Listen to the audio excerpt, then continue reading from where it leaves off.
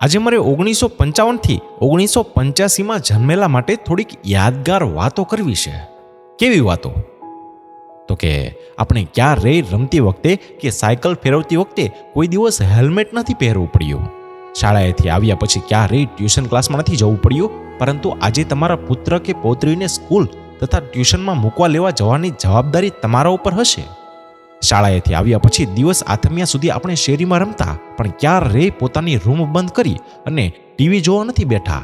આપણે ફક્ત ને ફક્ત આપણા વાસ્તવિક મિત્રો સાથે જ રમ્યા છીએ, નહીં કે ઇન્ટરનેટ મિત્રો સાથે. જ્યારે પણ તરસ લાગીને ત્યારે સીધું જ નળનું પાણી પીતા અને ફરી પાછા રમવા દોડી જતા. મિત્રો ભાઈ બહેનો સાથે એ જ ગ્લાસમાં પાણી કે શરબત પીતા તો પણ ક્યારેય બીમાર નથી પડ્યા. યાદ છે ને? ખોબો ભરીને મીઠાઈ કે વાટકા ભરીને દાળ ભાત, જાડો રોટલો રોજ જમી જતા તો પણ ક્યારેય તકલીફ નથી થઈ. ખુલ્લા પગે બધે જ રખડતા તો પણ કંઈ નથી થયું, અને કાંટા તો પગથી છેટા જ રહેતા. આપણે જાતે જ આપણા રમકડા બનાવતા અને તેનાથી જ રમવામાં અનેરો આનંદ માણતા. માટી સાથે તો આપણો અનેરો નાતો હતો નહીં ત્યારે?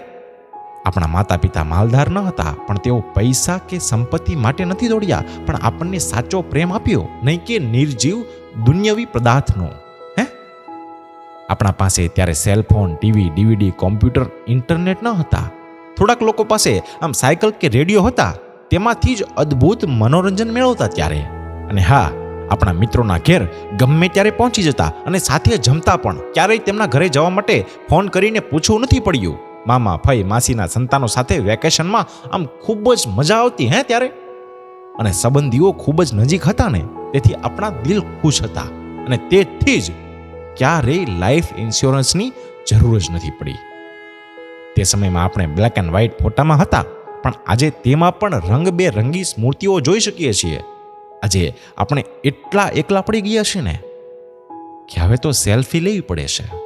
અને એનાથી પણ મજાની વાત તો આ છે કે ઈશ્વરની મહેરબાનીથી આપણે કેરોસીનના દીવા ફાનસથી લઈ આધુનિક લાઇટ સિસ્ટમ જોઈ, કાચા મકાનથી લઈ આધુનિક સગવડવાળા બંગલા જોયા, થીંગડાવાળા કપડાથી લઈ આધુનિક સૂટ પહેર્યા, સાયકલની સફરથી લઈ પ્લેનની સફર કરી, રેડિયોથી લઈ સ્માર્ટ ટીવીનો ઉપયોગ પણ કર્યો.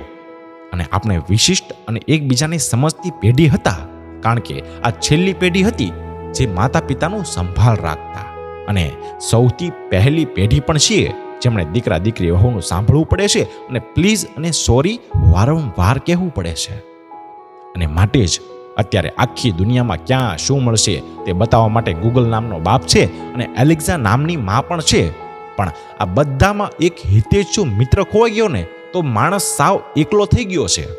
માટે જીવનમાં થોડા મિત્રો રાખજો જે તમને હંમેશા તેની યાદ અપાવતા રહેશે અને તમને જીવન જીવવાની તાકાત પણ આપતા રહેશે. ધન્યવાદ.